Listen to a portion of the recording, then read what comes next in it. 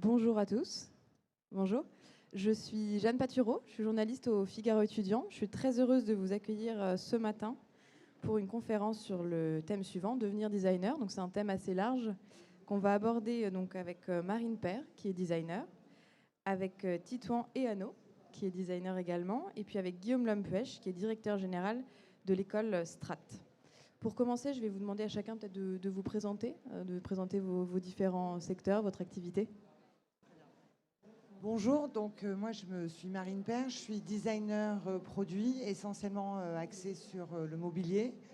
J'ai deux casquettes. D'un côté, ma propre maison d'édition qui s'appelle Marine Père Édition, c'est-à-dire que je conçois, crée les produits, je les fais fabriquer, mais j'assure aussi leur commercialisation. Donc sur une gamme de mobilier d'assises plutôt soft sitting, c'est-à-dire des choses plutôt souples, destinées au marché professionnel, hôtellerie, nouveaux espaces de travail, lieux culturels.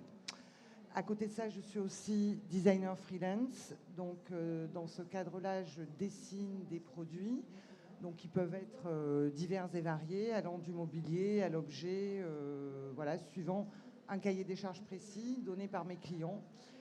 Donc, qui peuvent être des gens comme Leroy Merlin, Gauthier Mobilier, Soko HR ou Pantone Universe. Enfin, voilà, c'est assez large. Et je suis donc basée à Paris.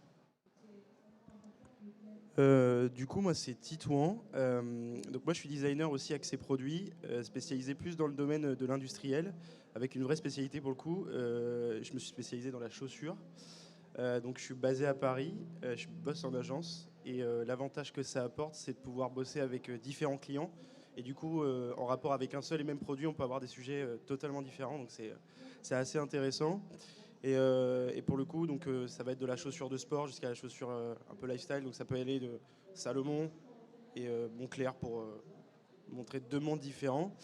Et voilà, donc basé à Paris. Et voilà, c'est à peu près tout pour moi. Bonjour, Guillaume Lampuech, je suis le directeur de Strat École de Design. Donc, c'est une école qui a été créée en 1993 à Paris, qui a 30 ans donc cette année, qui représente 1200 étudiants répartis en France entre un campus à Lyon et à Paris, et puis en Inde, à Bangalore, où on a aussi un campus. C'est une formation de designer industriel en 5 ans, c'est un diplôme qui est visé par l'État et qui forme des designers sur les enjeux des mobilités, du transport, du design de produits, du design d'espace, du design d'identité et du design d'interaction, donc tous les enjeux du design de service. Et je suis moi-même designer de formation et je pilote cette école avec une grande équipe puisqu'elle fait partie des 3 grandes écoles de design en France. Peut-être une question large pour commencer, parce que je ne sais pas si tout le monde est très très au clair avec ça, mais est-ce que vous pouvez me donner votre définition du métier de designer ? Alors pour moi, le designer, c'est un créateur qui pense et conçoit un produit d'usage et d'esthétique lié à un processus industriel. Voilà, j'ai essayé de condenser des notions assez peut-être difficiles à mixer ensemble, dans la mesure où il y a le côté esthétique, parce que design, ça veut dire dessin, donc c'est une esthétique industrielle, mais c'est une esthétique qui doit se reproduire par rapport à un process de fabrication. C'est là où il faut faire, je pense, tout de suite une différence entre le métier d'art et le design pur. Voilà, donc c'est quelque chose, par exemple, comme si je prends cette table qui est devant moi, cette table, elle a été pensée par rapport à une fonction, par rapport à une esthétique, des couleurs, des matériaux, mais aussi par rapport à un mode de production qui a accès à faire un marché, donc un coût de fabrication et un processus de fabrication aussi qui est aussi porteur d'innovation, et c'est ce qui fait donc la spécificité du design.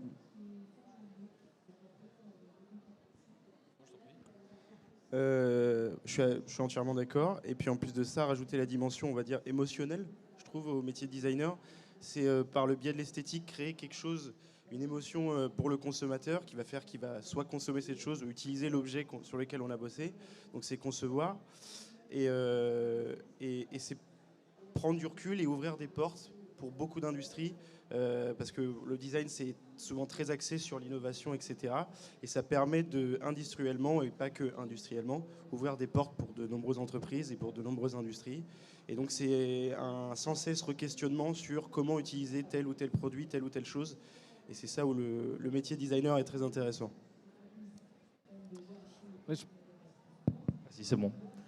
C'est en effet en lien avec les enjeux industriels. Hein, le designer, c'est une profession qui existe depuis longtemps, mais il est partout finalement.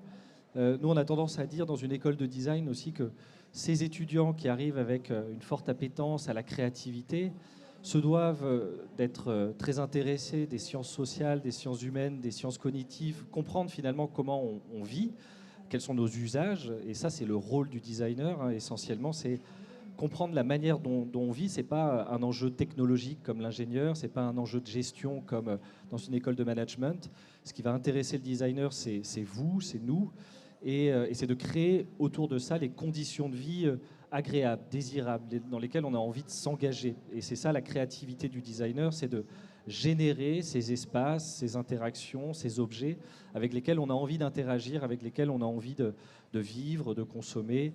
Et donc le rôle du designer, c'est de gérer, de créer cet écosystème qui nous entoure et qui doit être amélioré. Donc le sens esthétique en est là, hein, c'est quelque chose dans lequel j'ai envie de vivre.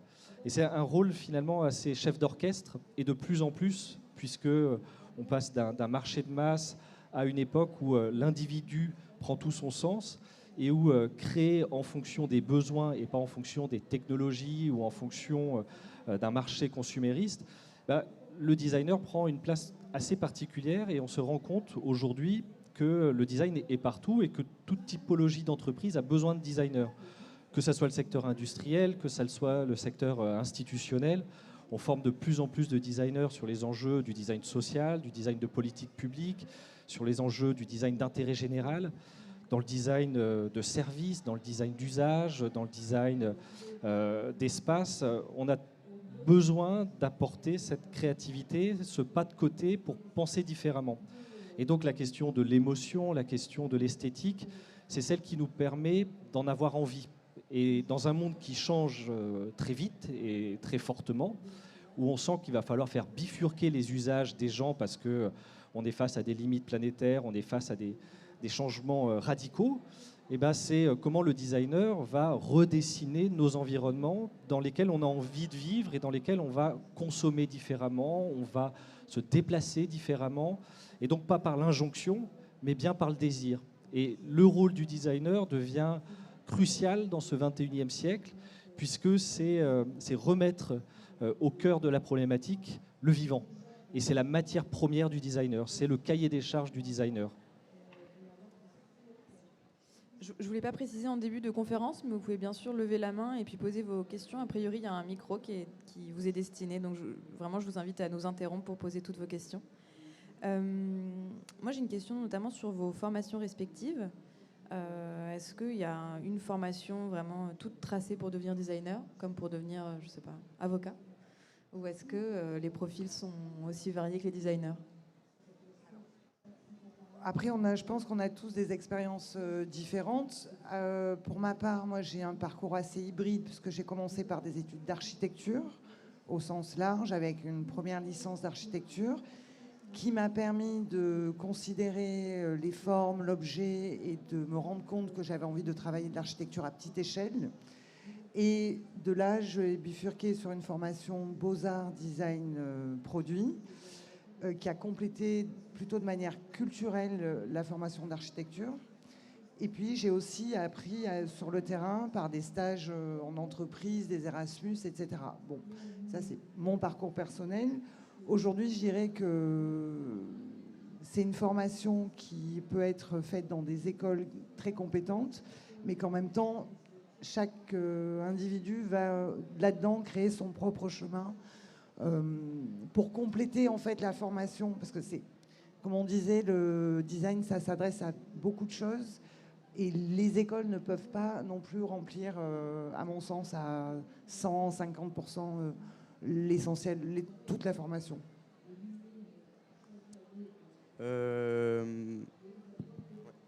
Et moi, par rapport à mon cas, moi, je me suis beaucoup cherché. Moi, j'ai commencé par faire à la base une école de design global, parce que moi, je savais que je voulais créer. Même moi, à la base, je voulais être designer automobile. Et en fait, quand je suis sorti du lycée, pour faire et attaquer ce genre de formation, il faut quand même avoir un début de niveau en dessin, ce que je n'avais pas. Donc moi, je me suis cherché, j'ai décidé de, on va dire, découvrir et essayer de toucher un peu à tout pour me dire, ok, vers quoi je vais me diriger, quelle est la chose qui va pouvoir m'ouvrir ces portes-là. Donc j'ai fait une première année très globale, et ensuite, en fait, j'ai découvert le design d'espace. Et donc je me suis dirigé vers l'architecture d'intérieur, ce qui, à la base, ne m'a pas forcément plu. En tout cas, moi, ça ne m'a pas porté. Et un jour, il y a un prof de dessin qui est arrivé, il nous a présenté une chaussure, et dans le dessin, il se passait un truc, une sorte d'interaction. Alors ça, c'est très personnel pour le coup. Il s'est passé une interaction, une sorte de confiance qui s'est créée entre quelque part le produit et ma main qui dessinait le trait. Et ça m'a poussé à me diriger du coup plus vers une école de design produit pour apprendre déjà à dessiner, à traduire ce qu'on a dans la tête sur papier. Et donc je me suis dirigé vers l'Institut supérieur de design qui est basé à Valenciennes. Donc il fait partie d'un grand groupe qui s'appelle Rubica. Et là pour le coup c'est une école donc c'est exactement pareil que Strat College pour le coup, où c'est axé design automobile et design produit. Il y a aussi UX, UI, donc ça c'est user experience. Et à côté de ça, donc il y a de l'animation et du jeu vidéo, donc c'est un package assez complet. Où je suis arrivé en parallèle, et puis petit à petit on se spécialise d'année en année jusqu'à arriver au Master 2, où là pour le coup on rentre précisément dans la spécialisation. Et pour ma part, il n'y avait pas de spécialisation dans la chaussure, c'était très axé produit. Et c'est là où c'est intéressant, c'est que chacun fait à côté son petit bonhomme de chemin, chacun veut faire sa chose, sa petite popote. Et c'est ça qui est intéressant, c'est que on est dans beaucoup d'étudiants différents, avec des objectifs différents réunis ensemble, ce qui permet en école de design, malgré les objectifs, de toucher à plein de choses et de pouvoir se poser beaucoup de questions. Voilà. C'est vrai que la question de la pratique du design, finalement, elle est toujours reliée avec une approche et une méthodologie qui est assez similaire. Donc, on se spécialise au fur et à mesure de ces études. Alors, il y a différentes typologies d'études. Strat a des bachelors et des masters. Il y a de très bonnes écoles en France, publiques comme privées. Et il y a des spécialisations en design, donc produits, espace.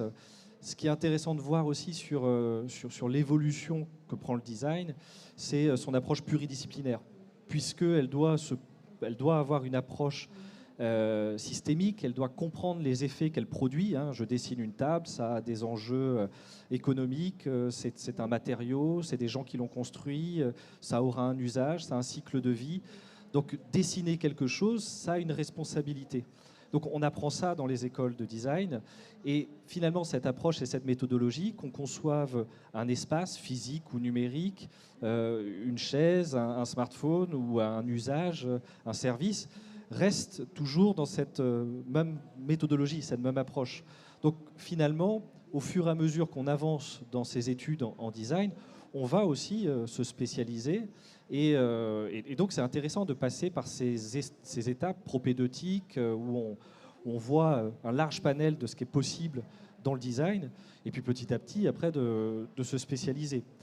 Et l'intérêt dans ces écoles, c'est qu'arrivé à des niveaux de master, il y a une relation avec le tissu économique, industriel. À Strat, il y a énormément de projets qui ancrent la créativité dans une forme de réalité, qui aident aussi les étudiants à s'orienter dans leur parcours et à comprendre ce qu'ils produisent.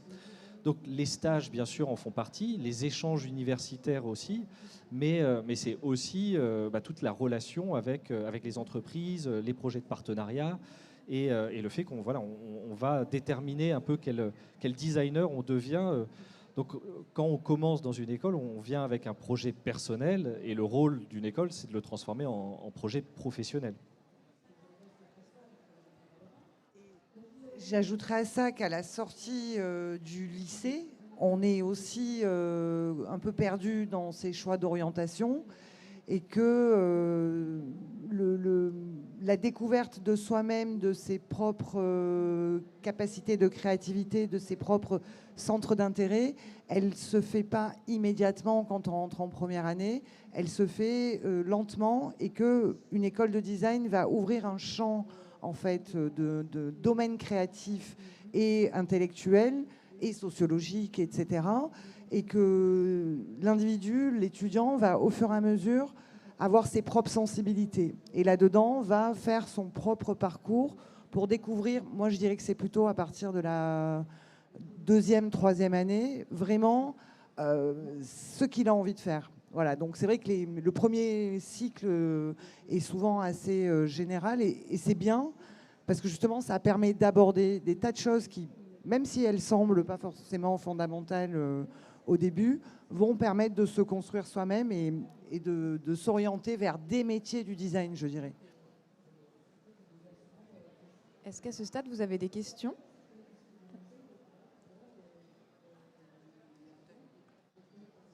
Bonjour. Je voulais vous poser une question qui concerne en fait justement les lycéens et le choix des lycéens à faire un bac ST2A. Au niveau de l'entrée justement dans vos écoles, est-ce que vous choisissez des étudiants qui viennent de sections générales, de sections plus particulières ? Quel est en fait votre critère de choix en matière d'étudiants pour entrer dans vos écoles ? Avec les réformes du bac, les choses ont été un peu bousculées, mais au-delà de ça, c'est sûr que l'enjeu pour nous n'est pas de favoriser plus à une typologie de baccalauréat. On a des concours d'entrée, enfin pas des concours d'entrée, des entretiens d'entrée sur portfolio. C'est vraiment là-dessus qu'on détermine. Alors bien sûr qu'on va regarder le dossier scolaire, mais on a autant de bacs S, on voit des variations, on voit des bacs arts appliqués. Moi-même, en tant que designer, j'ai fait un bac arts appliqués avant de faire des études en design. Je pense que c'est une première approche qui permet déjà de se rassurer sur le fait qu'on veut faire ces études-là, aller en architecture, en design, et on a un bagage qui est assez intéressant. Maintenant, ne pas savoir dessiner pour rentrer dans une école de design, c'est quelque chose qui se fait en fait. Et de plus en plus, ça va se faire. Hein. L'intelligence artificielle nous bouscule tellement dans la formalisation que ce qu'on va attendre d'un designer, c'est pas de savoir parfaitement formaliser ses idées, même si c'est quand même un objectif en première année de dessiner, de représenter, mais c'est surtout d'être créatif. Et créatif, c'est pas forcément que le sens artistique du terme. Créatif, c'est être capable de faire émerger ce qui n'existe pas. C'est s'ingénier à inventer ce qui n'existe pas. Et c'est ça le rôle d'un designer. Ce qu'on va aller creuser dans même quelqu'un qui a 18 ans, qui sort du baccalauréat, c'est toutes ces expériences scolaires ou extrascolaires qui va pouvoir démontrer une certaine curiosité et une certaine façon de penser différente. Être capable de faire un pas de côté, ne pas avoir peur de la page blanche, être capable de se lancer et de proposer. Donc, ce sera peut-être plus visible à travers un bac art appliqué ou un bac art plastique, parce que c'est quelqu'un qui aura déjà manipulé, qui aura déjà expérimenté. Mais l'approche, les étudiants, enfin les élèves qui sortent d'un bac S sont aussi très intéressants dans nos écoles et apportent quelque chose de très intéressant, ceux qui sortent d'un bac L également. Donc ce caractère pluridisciplinaire, finalement, on a tendance à le favoriser, même à l'entrée dans nos écoles.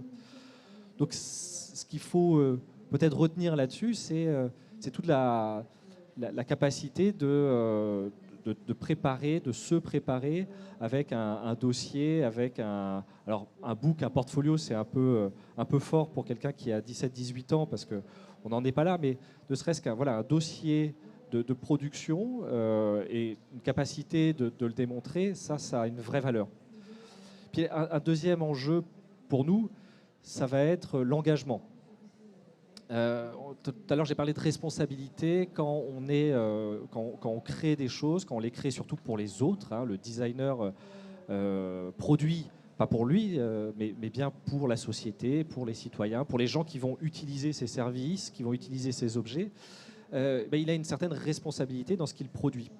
Et ce qu'on souhaite aussi, c'est que ces étudiants, futurs designers, aient cet enjeu de l'engagement. Et ça passe par la curiosité. C'est-à-dire qu'on a notre champ de compétences dans les métiers créatifs, mais il faut qu'on soit intéressé en fait par ce qui nous entoure. Et ce monde qui change parce que c'est pour eux qu'on va créer. Donc ça, c'est des questions typiquement qu'on pose en entrée d'école de design.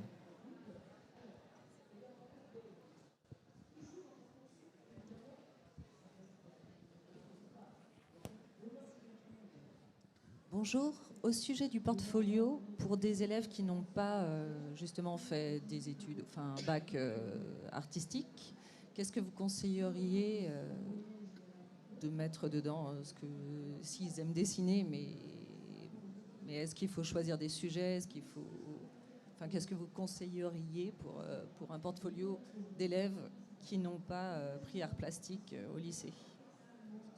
Moi, je peux répondre pour Strad, mais après, j'imagine que tu as dû faire également un dossier de candidature pour rentrer à Rubica. Donc voilà, en fonction, c'est sûr, de ce qu'on a produit avant, on y met ces productions créatives, artistiques, mais ça peut passer par de la photo, ça peut passer par de la mise en scène, ça peut passer par de la fabrication, de la construction, ça peut passer par des écrits. En fait, la forme de production peut être diverse. Le dessin est une manière de s'exprimer. Mais voilà, il y a plein de manières de s'exprimer. Par contre, il faut savoir qu'est-ce qu'on a envie de dire, qu'est-ce qu'on dit, qu'est-ce qu'on propose. C'est ça qu'on va aller chercher, c'est ça qu'on va creuser aussi dans un entretien. Parce qu'il y a le travail du portfolio, et puis après, il y a le travail de l'entretien. Il y a cet échange aussi avec un membre pédagogique, et c'est toute cette relation, et faire émerger la curiosité, l'engagement et ce sens créatif. Donc les productions qu'on voit apparaître, nous, dans ces portfolios, c'est des travaux photographiques, c'est des travaux de montage, de fabrication, c'est des expérimentations. Et puis, on n'attend pas forcément une perfection, mais par contre, on attend derrière peut-être un discours, une réflexion, une mise en situation, un début de regard critique aussi sur ce qu'on est capable de faire, de produire. Et c'est ça qui va être très intéressant aussi à observer. Donc, plus le futur étudiant est capable d'avoir une production riche, plus c'est intéressant, plus on peut discuter dessus. Et de plus, beaucoup d'écoles proposent des ateliers en amont. À Strat, il y a des ateliers, il y a des journées d'immersion. Donc on peut venir une demi-journée dans l'école, voir comment ça se passe. Donc ça a aussi de la valeur de venir en amont, de commencer aussi à produire des choses dans ces écoles-là. Et puis, tout à l'heure, je parlais de curiosité, mais voilà, venir dans des salons, aller à des expositions, voir des choses, voyager, et surtout, pas juste voyager, mais en faire le récit, ça nous intéresse. Donc c'est ces expériences, et puis de pouvoir nous les raconter, et de nous les mettre en image, ça va nous intéresser. Donc voilà, c'est assez large pour que tous les profils puissent avoir quelque chose à dire, quelque chose à démontrer, et que la capacité de dessiner ne soit pas le seul élément qui nous permette de décider si la personne a les compétences ou pas pour entrer dans une école de design. Et il y a de très bons designers qui ont appris par la suite à dessiner ou qui ont même oublié de dessiner parce que voilà, c'est pas l'alpha et l'oméga. C'est sûr qu'on parlait du design automobile tout à l'heure. Le design automobile demande des compétences en dessin très très fortes, mais en même temps, aujourd'hui, les designers automobiles ne sont plus là que pour être dans l'esthétique industrielle. Quand la question de la voiture n'est plus de la rendre désirable par le shape, la forme qu'elle a, mais plus par l'expérience cockpit. Parce que quand vous vous déplacez à Paris, vous êtes à peu près à 22 km/h de vitesse. Donc c'est pas la vitesse qui compte, c'est plutôt l'expérience que je vais avoir dans mon habitacle. Et donc là, c'est un designer, ça va être un designer d'espace, ça va être un designer d'interaction, parce que je vais interagir avec un tableau de bord, ça va être qu'est-ce que je vais faire dans cette voiture si elle est autonome, s'il y a de l'intelligence artificielle, ça devient peut-être un espace de travail à l'heure du télétravail où voilà, on peut travailler un peu partout. Et donc, on fait appel à d'autres compétences du design, et plus seulement au designer d'esthétique industrielle qui va nous dessiner une belle ligne, une belle forme. Donc on voit aussi l'évolution du design et l'attente qu'on a des designers de se poser ces questions-là et d'amener leur créativité sur les futurs services avec lesquels on va interagir, les futurs usages dans lesquels on va s'immerger. Et c'est là où on va attendre aussi cette créativité. Et pour le coup, on n'est plus que sur une question de formalisation. Moi, par rapport à mon expérience, j'avais pas grand-chose dans mon portfolio. Je pense même qu'on peut pas avoir la possibilité d'appeler ça un portfolio. Moi, j'étais au lycée, j'étais pas spécialement intéressé par ce qui s'y passait. Et donc, du coup, je passais beaucoup de temps, au lieu de noter mes cours, à dessiner dans mes cahiers. Et donc, en fait, moi, à l'entretien de ma première année, je suis vraiment pas un exemple à suivre, hein, mais à l'entretien pour ma première année, je suis arrivé en fait avec des dessins qui flottaient dans un cahier. Et après, je pense que le principal, c'est de montrer qu'on puisse être motivé. Ça, c'est la base de tout. Ensuite, derrière, pour créer et le design en général, c'est prouver qu'on puisse avoir et qu'on puisse développer sa curiosité, parce que c'est important de s'intéresser à tout et d'avoir une certaine ouverture d'esprit. Et puis aussi prouver ses aptitudes à créer, en fait. Et ça vient aussi par le biais de la curiosité. Plus on montre qu'on est curieux, plus on va pouvoir développer cette aptitude à créer et pouvoir, par rapport aux outils, développer un panel d'outils qui va nous permettre de créer plein de nouvelles choses. Et donc je pense que c'est ces vecteurs-là qu'il faut développer pour être amené à avoir un bon entretien en école de design et prouver qu'on est apte à apprendre le design et devenir designer. Voilà. Moi, je rebondirai aussi sur la curiosité. C'est vrai que ce qui est important, c'est de ne pas faire la confusion entre, je dirais, le décorum et le design. Parce que ce que je constate aussi pour intervenir dans des écoles, c'est que parfois, les étudiants pensent que rentrer dans une école de design, c'est apprendre à faire de la décoration, des jolis meubles, voilà, des choses qu'on voit, parce qu'il y a une forme de démocratisation. Pardon. Alors qu'en fait, c'est beaucoup plus large. Donc, l'importance pour un lycéen, c'est vraiment ça, c'est de s'ouvrir intellectuellement. Ça, je pense que c'est une partie qu'on a tendance à oublier aussi parce qu'on est dans un afflux de communication avec les réseaux sociaux, etc. Mais rien ne remplace, quand on est dans une ville comme Paris, par exemple, de s'intéresser à la photo, à l'art contemporain, à la technologie, d'aller au musée des arts et métiers. Enfin, je sais pas, il y a des tas de choses. Et aussi la question de l'environnement et des nouveaux matériaux. Ça, je pense que c'est quelque chose qui marque aussi un tournant dans le design d'aujourd'hui et qu'il est important d'assimiler dans sa curiosité. C'est-à-dire, comment je pourrais vivre demain mieux et moi, avec mon œil, qu'est-ce que j'enregistre, qu'est-ce qui me frappe là-dedans, quoi. Voilà. Est-ce qu'il y a d'autres questions ? Est-ce qu'on peut revenir un petit peu sur ce qu'on apprend dans ces écoles ? Vous l'avez brièvement expliqué, mais sur des matières peut-être plus concrètes ou des choses auxquelles on ne pourrait ne pas s'attendre quand on est lycéen. Qu'est-ce qu'on apprend concrètement en école de design ? Alors, dans une école de design, il y a différents formats, et puis je pense qu'ici, vous allez le voir aussi, il y a des formations en 3 ans, il y a des formations en 5 ans, il y a des titres RNCP, il y a des visas, il y a différentes écoles. Astrat, c'est un diplôme en 5 ans. C'est un diplôme qui est visé par le ministère de l'Enseignement supérieur. Pourquoi ? Parce que être designer, Astrat, c'est un enjeu stratégique d'entreprise. Ce métier a évolué du 19e siècle jusqu'à aujourd'hui. On est passé des arts appliqués au design. Alors, il y a une différence dans cette approche d'amener le design à un enjeu stratégique. Et donc, il faut 5 ans d'études pour nous, avec une progression pédagogique qui fait qu'en première année, on est sur les fondamentaux. Les fondamentaux, c'est les modes de représentation. L'objectif, c'est d'arriver en fin de première année à être capable de représenter ses idées. Le designer, c'est un chef d'orchestre. Pour ça, il faut qu'il anime un certain nombre de gens autour de la table. Et le designer, c'est celui qui désigne le chemin dans lequel on va s'orienter. Et pour ça, il a une arme absolue, c'est sa capacité à représenter des idées. Donc tout d'un coup, il rend tangible l'endroit vers lequel on veut aller. Il rend tangible le projet. Et ça, c'est la première chose.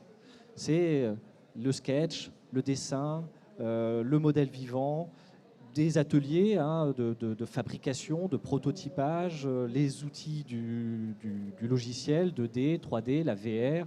Donc tous ces outils sont essentiels au designer. Il faut qu'il soit à la maîtrise de tous les outils. Ensuite, il va s'initier au projet du design, avec la méthodologie du design. C'est-à-dire, j'étudie, je fais des enquêtes terrain, je comprends comment vous fonctionnez, et derrière, je me pose la question, comment je peux améliorer ? Voilà, peut-être qu'on s'entend mal, peut-être qu'il fait froid, peut-être qu'il y a une trop grande distance. Comment moi, en tant que designer, je peux repenser cet espace de conférence. Et derrière, il y a une méthodologie du design avec de l'idéation. C'est je propose, je dessine, je vais tester ensuite mes propositions sur le terrain. Je les prototype, je les fabrique. Et puis, j'itère, c'est-à-dire je recommence tant que je n'ai pas trouvé la solution et qui finalement répond à ma problématique, je continue. Et ça, que ça soit du design d'espace, du design de produits, du design d'identité, on est toujours dans cette même approche. Donc ça, on l'apprend en 2e année. Et puis, on va se professionnaliser en 3e année, parce qu'à un moment donné, il faut aussi sortir de l'école et aller voir comment fonctionnent les entreprises. On a parlé du design d'agence. On a parlé du design intégré, c'est-à-dire que voilà, quand on va travailler chez Chanel, quand on va travailler chez Peugeot, ce sont des bureaux de designers, des bureaux d'innovation qui travaillent pour la marque, pour l'entreprise. Ou alors on est designer à son compte et puis on travaille pour ces entreprises. Ou alors on a des designers entrepreneurs qui lancent eux-mêmes aussi leurs entreprises. Et donc ça, c'est en 3e année où on va se professionnaliser et faire des stages. Et beaucoup d'écoles ont des réseaux d'entreprises pour découvrir aussi ce monde professionnel. Au niveau master, l'enjeu pour vous, c'est de cette discipline, être capable finalement d'en faire un enjeu stratégique pour transformer les entreprises en tant que designer, de redesigner leurs services, leurs produits, leurs stratégies. Et donc ça, c'est au niveau master que vous allez vous orienter dans les disciplines du design. Est-ce que je suis plutôt dans les matériaux souples, dans le textile, dans le produit ou dans l'automobile, dans le transport de manière générale? Donc voilà, ce sont aussi des industries différentes et donc des spécificités différentes et donc des compétences aussi qui vont évoluer. Et puis en fin de cycle, en école de design, vous faites un projet de fin d'études. À un moment donné, c'est vous qui allez défendre votre propre projet à partir d'une problématique que vous voulez défendre.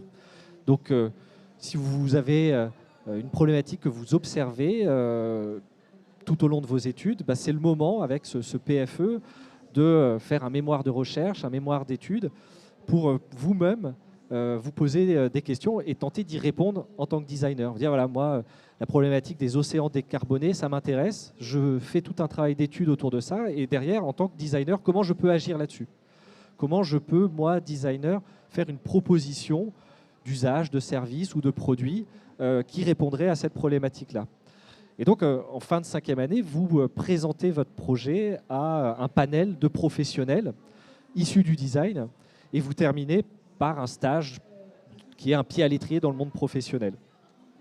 À Strat, on voit derrière des carrières. Donc, on est à plus de 90% d'étudiants qui, au bout de 6 mois, trouvent un emploi, parce que à la suite de ce stage, ça se concrétise souvent par un emploi. Et on a des étudiants, alors ceux qui ont fait le design transport finissent dans les bureaux de design et d'innovation des grands groupes, que ce soit Rolls-Royce, Stellantis, Peugeot ou Renault, en France et à l'étranger. Ça peut être dans l'univers du luxe, du retail. Beaucoup d'étudiants aussi, de plus en plus, se mettent à leur compte et vont aussi ouvrir leurs entreprises. J'ai vu là l'autre jour sur Brut une étudiante de Strat qui avait lancé son entreprise suite à un projet de fin d'études qui est l'UNI, la boîte à histoire. Et c'est une étudiante qui, en design d'interaction, s'est posé la question en master de la problématique de faire en sorte que les enfants passent moins de temps derrière des écrans parce qu'ils n'arrivent plus à nourrir leur imaginaire. Et en même temps, ça répond à une problématique des parents, à un moment donné, de se dire je le colle derrière une tablette et au moins je suis tranquille.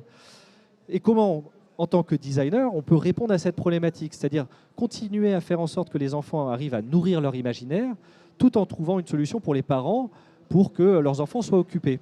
Et elle a proposé, elle a inventé, elle a designé un objet interactif. Cet objet, cette boîte à histoire, l'Uni, c'est une petite boîte où on choisit un personnage, on choisit un lieu et on nous conte une histoire. Donc l'enfant se fait conter une histoire, il n'a pas un écran, il n'est pas captivé, donc il travaille son imaginaire et en même temps il est en autonomie, il peut être tout seul à se faire conter cette histoire-là. C'est son projet de fin d'études en 5e année, c'est du design d'interaction, c'est vraiment lié à une problématique. Et aujourd'hui, c'est une chef d'entreprise, c'est 11 millions de chiffre d'affaires et c'est vendu dans le monde entier. Donc voilà aussi des designers qui ont fait tout un parcours de designers qui, grâce à cette curiosité dont on parle tout à l'heure, à cet engagement qu'on répète, ont réussi à transformer leur projet en projet professionnel et là en entreprise. Voilà. Mais il y a beaucoup de typologies de designers avec beaucoup de statuts et dans des tailles d'entreprise assez différentes, hein. Qu'on soit en freelance, qu'on travaille pour une PME, une ETI, ou qu'on travaille pour un grand groupe dans du design intégré, comme j'ai pu le citer tout à l'heure, Alstom, SNCF, ou des entreprises comme Airbnb, qui sont à la base de designers aussi, on voit un panel là de designers avec des emplois assez différents et assez variés. Peut-être une question, mais qui concerne plus les parents que les jeunes lycéens, qui va peut-être plus les rassurer. Vous avez l'air plutôt positif sur l'intégration sur le marché de l'emploi. C'est-à-dire que concrètement, on n'a pas trop de mal à trouver un travail quand on est diplômé d'une école ou quand on veut devenir designer.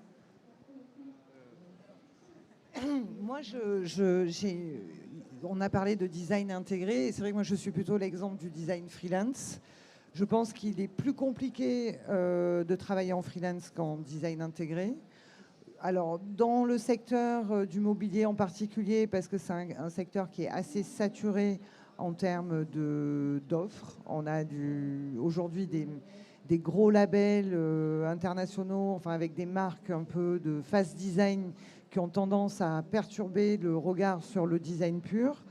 Le designer freelance, quand il vend son dessin, c'est compliqué parce que s'il a affaire à des gros groupes, c'est finalement la notoriété du groupe qui va passer avant les design fees qu'on pourrait lui donner. Bon, sauf s'il s'appelle Philippe Stark ou si c'est quelqu'un de très très connu. Je parle d'un designer, on va dire, classique. Donc c'est vrai que la notion de la création pour embaucher un designer freelance dans le secteur du mobilier, en tout cas que moi je connais, est assez compliqué à faire entendre aux clients dans la mesure où tout le travail en amont est difficilement considéré et on considère plutôt le produit final. Voilà. Après, il y a le système des royalties aussi qui est quand même un système qui n'est pas avantageux pour le designer, sauf s'il travaille pour une énorme structure. Parce que quand vous êtes designer mobilier, vous allez travailler, admettons, pour Roche-Beaubois. Vous allez être payé en commission sur votre dessin. Et ce sont des commissions qui sont autour de entre 3 et 10% du montant du prix du produit. Donc, ce qui signifie qu'il y a la notion de temporalité. Il faut vendre dans le temps et il faut vendre beaucoup. Donc, vous ne pouvez pas vous contenter d'avoir un seul client. Donc, il faut, on va dire, pour gagner sa vie, beaucoup de clients pour pouvoir tourner en freelance comme ça. Et c'est ce qui explique aussi qu'aujourd'hui, dans ce secteur, il y a beaucoup, comme vous le disiez, de designers qui lancent leur propre entreprise. En général, en s'associant aussi avec des jeunes étudiants qui sortent d'écoles de commerce, par exemple, pour monter des vrais projets autour du design de mobilier objet et des vraies entreprises, des sociétés qui s'intègrent dans le marché, alors soit sous forme physique, soit sous forme de e-shop, etc. Et là, c'est un moyen, effectivement, d'être chef d'entreprise et de faire à la fois ses créations, mais de gérer toute la chaîne de A à Z, c'est-à-dire de la création à la production jusqu'à la commercialisation, le montage des prix, etc. Voilà, et donc c'est une démarche qui est différente de celle du designer intégré dans un groupe ou en agence? Alors moi, pour ma part, pour parler de mon expérience, finalement, à l'école, je vais reprendre aussi un petit peu une réponse de la question d'avant. À l'école, on nous permet de faire des projets, arriver plutôt au niveau master, avec des entreprises, en partenariat avec des entreprises. Donc nous, dans notre cas précis, à l'ISD, vu qu'on est basé dans le nord de la France, on travaillait par exemple avec Decathlon, ce qui permet en fait facilement dès la 3e, 4e année de se faire un petit peu déjà un petit réseau par rapport à sa spécialité. Et donc ça, à la finalité, quand on écrit notre mémoire, qu'on rend notre diplôme, ça rend la recherche de travail beaucoup plus simple et du coup enclenchée de manière un peu plus tôt que des écoles où on n'a pas cette chance de travailler en collaboration avec des entreprises. Donc ça, pour le coup, c'est quelque part cette notion un peu de tremplin qui va permettre de trouver en fait assez facilement un travail. Et puis ensuite, il faut faire attention quelque part au domaine dans lequel on va spécialiser parce qu'il y a des domaines qui sont peut-être un peu plus porteurs et moins saturés que d'autres. Donc, vous l'avez très bien dit, le mobilier, pour le coup, il y a beaucoup de gens qui font du mobilier. Donc, il faut être amené à pouvoir créer quelque chose d'assez original, on va dire. Dans mon domaine précis, la chaussure, c'est quelque chose où il y avait quand même pas mal d'emplois par rapport aux étudiants qui sortaient, qui voulaient spécialiser dans ce domaine-là, que ce soit même dans le domaine du sport en général. Ce qui fait qu'en fait, pour nous, et en tant qu'étudiants qui voulaient spécialiser là-dedans, on avait quand même pas mal d'opportunités. Donc ça, ça a permis de rendre cette recherche de job facile. Mais je trouve, si je prends du recul et que je regarde, moi, ma promo, étant sortie en 2021, je trouve que finalement, quand on est dans une des 3 grandes écoles, avec des bons partenariats avec des grosses entreprises, on trouve relativement facilement du travail. Et ça, c'est quand même quelque chose qui, pour moi, à mon niveau en tant qu'étudiant à l'époque, m'a quand même mis vraiment très en confiance vis-à-vis du métier que j'avais choisi, en tout cas. Voilà.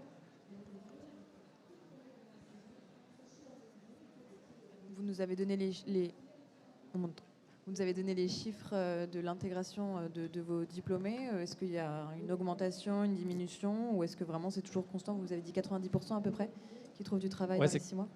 94. Mais il y a quelque chose aussi important à rappeler. Enfin, c'est le cas pour Strat et pour d'autres écoles, mais ce sont des formations sélectives. Donc il y a un marché de l'emploi. Notre job en tant qu'école, c'est de regarder ce qui se passe, de regarder les tensions métiers, les besoins, et d'y répondre. Et donc de former les étudiants en conséquence de ça. Alors, il y a une double mission parce que moi, je suis obligé de penser aussi aux enjeux dans 10 ans, les formations et les designers dont on aura besoin dans les 10 prochaines années. Mais typiquement, je reviens sur le design automobile, c'est un secteur industriel qui se contracte. Hein, et en l'occurrence, Strat a une filière d'excellence dans ce domaine-là, mais elle ne diplôme pas plus de 18 étudiants par an. Donc c'est parce que c'est très sélectif, parce qu'il y a aussi une réponse à apporter au marché de l'emploi, qui sont nos partenaires. Hein.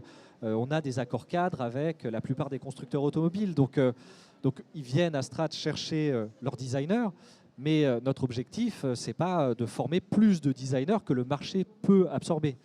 Donc c'est vraiment un travail attentif au marché, et puis pas seulement français, parce que en 4e année, tous nos designers partent à l'étranger, donc on les ouvre aussi à faire des carrières à l'international. Mais voilà, il faut être très attentif à ce qui se passe. Et puis ensuite, sur l'évolution du métier du design, il y a aussi une vraie attention à porter à ça, parce que le designer est attendu aujourd'hui avec des compétences dans des domaines où on ne le voyait pas il y a 10 ans. Donc, on a ouvert un master à Strat en stratégie et design pour l'Anthropocène, c'est-à-dire comment on forme des designers à penser la redirection écologique, à designer notre nouvelle façon de vivre, de consommer. Ça veut dire repenser des modèles industriels, repenser des modèles économiques, comment un designer peut designer un business plan. Et donc, la question pour le designer n'est plus de savoir quel objet ou comment il va designer l'objet qui sort de la supply chain, mais plutôt de designer la supply chain en tant que telle, designer l'usine. Donc parce qu'on amène le designer là où avant l'ingénieur prenait toute la place, et où les étudiants issus d'écoles de commerce et de management. Donc il y a une vraie... vraiment une nouvelle position que prend le designer dans ces organisations. Et donc les écoles doivent aussi former à ces nouveaux outils, dont les designers, en plus des outils qu'on a cités là, devront s'en accaparer pour pouvoir répondre aux enjeux du XXIe siècle, en remettant l'usage au cœur de la préoccupation. C'est ça aussi la force du designer. Donc ça veut dire comment on redesign des modèles économiques sans se dire que le seul objectif est celui de la croissance et du chiffre. Parce que finalement, on se rend compte qu'une économie qui fonctionne, c'est aussi celle où les gens s'y sentent bien. Voilà, comment on redesign une politique, une démocratie, et pas seulement avec des gens issus des sciences politiques. Et le designer a sa place, en fait, dans ces organisations-là. Donc nous, écoles, il faut qu'on les forme à ça. Et l'enjeu de la pluridisciplinarité, elle est très forte pour ça. On parlait tout à l'heure d'ouvrir une entreprise, de s'associer avec quelqu'un issu d'école de commerce. Mais c'est aussi comment on va faire collaborer des étudiants avec des étudiants issus de d'autres formations. Donc à travers des doubles diplômes, à travers des programmes. Et à Strat, on a des programmes d'échange où nos étudiants travaillent avec les étudiants de l'ESSEC, de l'ESCP ou de Centrale, de Polytechnique.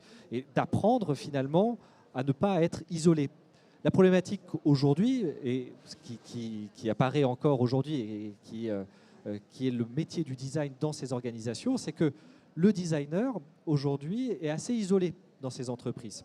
Il est assez isolé parce qu'il ne fait pas partie de la grille, il n'a pas un statut comme l'ingénieur. Voilà, il y a tant d'ingénieurs dans la boîte, ils ont un statut spécifique, il y en a plusieurs, ils ont une grille salariale, ils sont protégés. Et le designer ne bénéficie pas de ça. Donc jusqu'à présent, il a été relativement isolé dans ces organisations. Donc aujourd'hui, elles sont plurielles, ces organisations, mais voilà, c'est aussi le travail des écoles d'accompagner ces nouvelles formes de design et ces nouveaux métiers aussi qui apparaissent, tout en restant quand même, et c'est pour ça que je le rappelle, une école sélective, tout en étant attentif au marché, tout en étant dans la promesse qui est, à un moment donné, il va falloir trouver un job. Il va falloir, donc on met ce qu'il faut en place, les stages, les projets de partenariat, etc. Mais ça, c'est vraiment aussi relativement important.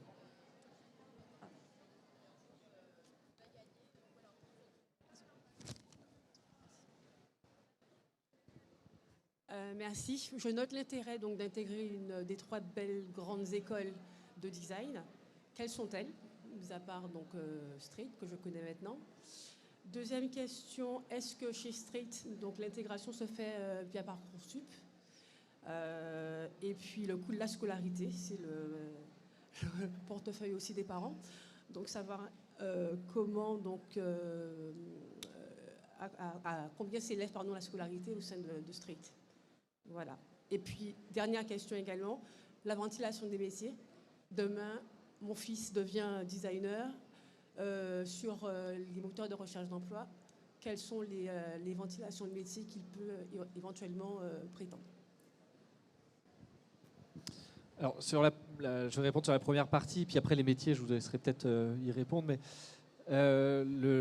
sur les écoles, donc je le disais tout à l'heure, il y a des très bonnes écoles en France, des écoles publiques. L'ENSI, les ateliers, est à Paris.